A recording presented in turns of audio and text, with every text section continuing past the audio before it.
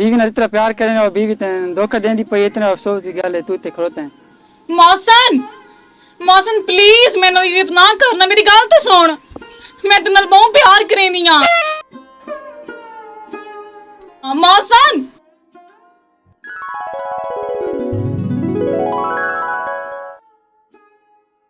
ओ भाई तेरी घर वाली नहीं खड़ोती? हाँ यार घर वाली तो मैं वाली है, मेरे को ताकत मसैली तो घर वे नहीं पियाँ हेडी की करनी वती है। तेरी घर वाली उस नाल खड़ोती गैर मर्द नाल, तू क्या सोचेंदा पई है? उस कुल विना नहीं। हाँ हाँ चल विना, मैनू बड़ा गुस्सा आया खलोते चल।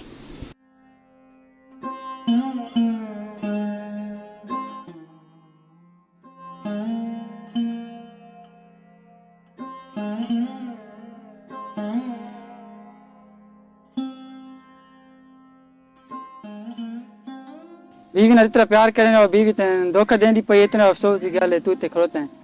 शना तू ठीक आदा पे, बड़े अफसोस की गल है, मैं इस नाल इतना प्यार किया है लेकिन ये मेरे को धोखा देनी पई है। मैं इसनू कॉल करे ना पुछ दियां मसला के।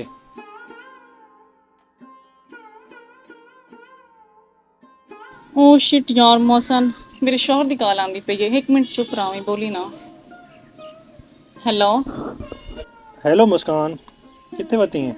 ते घर आ, तू किथे ही और कितनी देर तक घर? वैसे मैं भी ते दोस्त नाल हां बाहर, मैं घंटे तई आवे सा, मैनू घंटा लग सी। अच्छा बिलाल ठीक है, मैंने भी आधा घंटा लग सी, तू घर पहुंच, मैं भी पहुंच दिया, ठीक है। मौसन मेरे कने सिर्फ आधा घंटा है, हुन कुछ बोल भी सही, चुप करके बैठे हैं। यार तू इतनी देर बाद मेरे को मिली है ते तेरे को सिर्फ आधा घंटा है। समझण दी कोशिश करना, अगर मेरे शौहर नूं पता चल गया तो मेरे वास्ते मसला बन वैसी। अच्छा चलो इन्हां गल्लां को छोड़, जितनी भी टाइम सारे को लेना खुशी खुशी को रहने हो।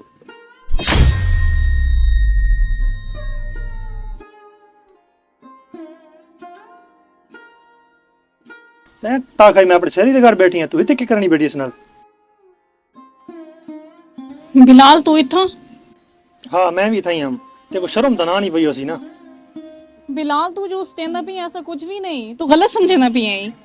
अच्छा ते को शर्म तो ना नहीं पई होसी ना? झूठ मैं बोले ना पिया, ते को शर्म नहीं आनी? पराए बंदे नाल बैठी है तू? बिलाल अगर ते सब कुछ देख भी गया ना तो प्लीज सॉरी, मैं तेरे नाल प्यार नहीं करेंदी, मैं मौसन नाल प्यार करेनी आ। अच्छा एक गल मेरे को दस, ये सिलसिला कदों तो चलदा पे तोरा? पिछले 3 महीना तू, और वैसे बिलाल मैं तेरे नाल नहीं रावना चाहती, प्लीज मैं मौसन नाल शादी करना चाहनी आ। क्या कही मैं तेरे नाल शादी करे था? तू पागल तो नहीं थी गई? तेरे जैसी लड़कियां टाइम पास वास्ते होनी हैं, शादी वास्ते नहीं। ते आज तो बाद मेरे ते कॉल मैसेज न करें, ठीक है ना? मौसन मौसन प्लीज मैनू इरिट ना करना, मेरी गल तो सुन। मैं तेरे नाल बहुत प्यार करेनी आ मौसन।